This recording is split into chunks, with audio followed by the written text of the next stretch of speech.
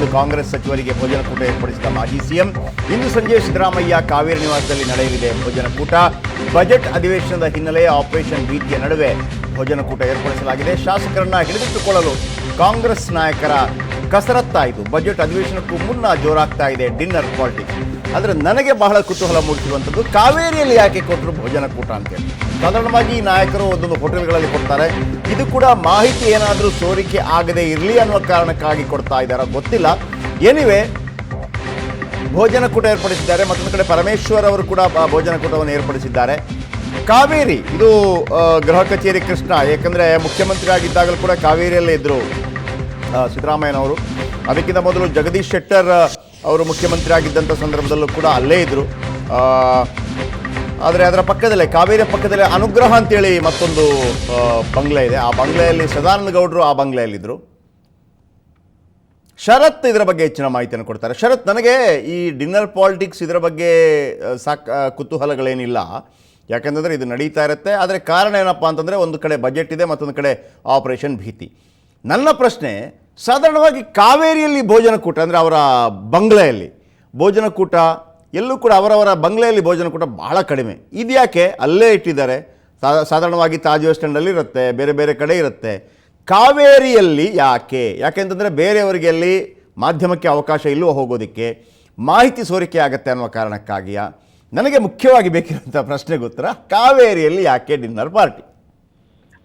ಜಯಪ್ರಕಾಶ್, ಇದಕ್ಕೆ ಸ್ಪಷ್ಟವಾಗಿ ಉತ್ತರ ಬಹುಶಃ ಸಿದ್ದರಾಮಯ್ಯನವರೇ ಕೊಡ್ಬೇಕಾಗತ್ತೆ.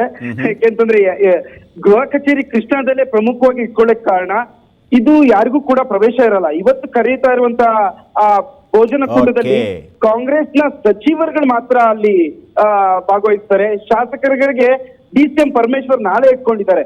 ಇವತ್ತು ಪ್ರಮುಖವಾಗಿ ಕಾಂಗ್ರೆಸ್ ಸಮ್ಮಿಶ್ರ ಸರ್ಕಾರದಲ್ಲಿ ಕಾಂಗ್ರೆಸ್ ಸಚಿವರೇನಿದ್ದಾರೆ ಅವರಿಗೆ ಮಾತ್ರ ಇವತ್ತು ಭೋಜನಕೂಟ ಏರ್ಪಡಿಸಿರುವಂತದ್ದು.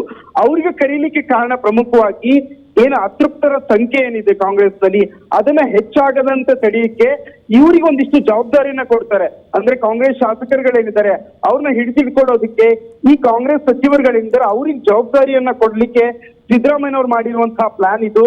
ಭೋಜನಕೂಟ ಕರೆಯುವ ಮೂಲಕ ತಮ್ಮ ಶಾಸಕರುಗಳನ್ನ ಹಿಡಿದಿಟ್ಕೊಳ್ಳಕ್ಕೆ ಈ ಸಚಿವರಿಗೂ ಕೂಡ ಜವಾಬ್ದಾರಿ ಹಂಚುವ ಸಾಧ್ಯತೆ ಇದೆ. ಆ ನಿಟ್ಟಿನಲ್ಲಿ ಇವತ್ತು ಸಚಿವರುಗಳಿಗೆ ಇವತ್ತು ಭೋಜನಕೂಟಕ್ಕೆ ಆಹ್ವಾನ ಕೊಟ್ಟಿರುವಂತದ್ದು.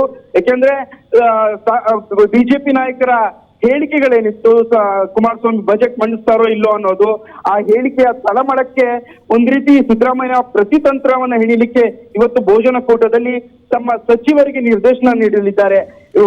ಅಂದ್ರೆ ನಾಳೆ ಏನಾದ್ರೂ ನಮ್ಮ ಅತೃಪ್ತ ಶಾಸಕರು ರಾಜೀನಾಮೆಗೆ ಮುಂದಾದ್ರೆ ನಾವು ಯಾವ ರೀತಿ ಪ್ರತಿತಂತ್ರ ಎಲ್ಲಾ ಸಚಿವರಿಗೂ ಮತ್ತು ಶಾಸಕರಿಗೆ ಅಲ್ವಾ? ಇವತ್ತು ಖಂಡಿತ ಅಂದ್ರೆ ಇವತ್ತಿರುವಂತ ಬರೀ ಸಚಿವರಿಗೆ ಮಾತ್ರ, ಅದನ್ನ ಶಾಸಕರುಗಳಿಗೆ ಹಿಡಿದಿಟ್ಕೊಳ್ಳೋ ಜವಾಬ್ದಾರಿಯನ್ನ ಆ ಸಚಿವರಿಗೆ ನೀಡ್ತಾರೆ ಸಿದ್ದರಾಮಯ್ಯನವರು. ಜಯಪ್ರಕಾಶ್.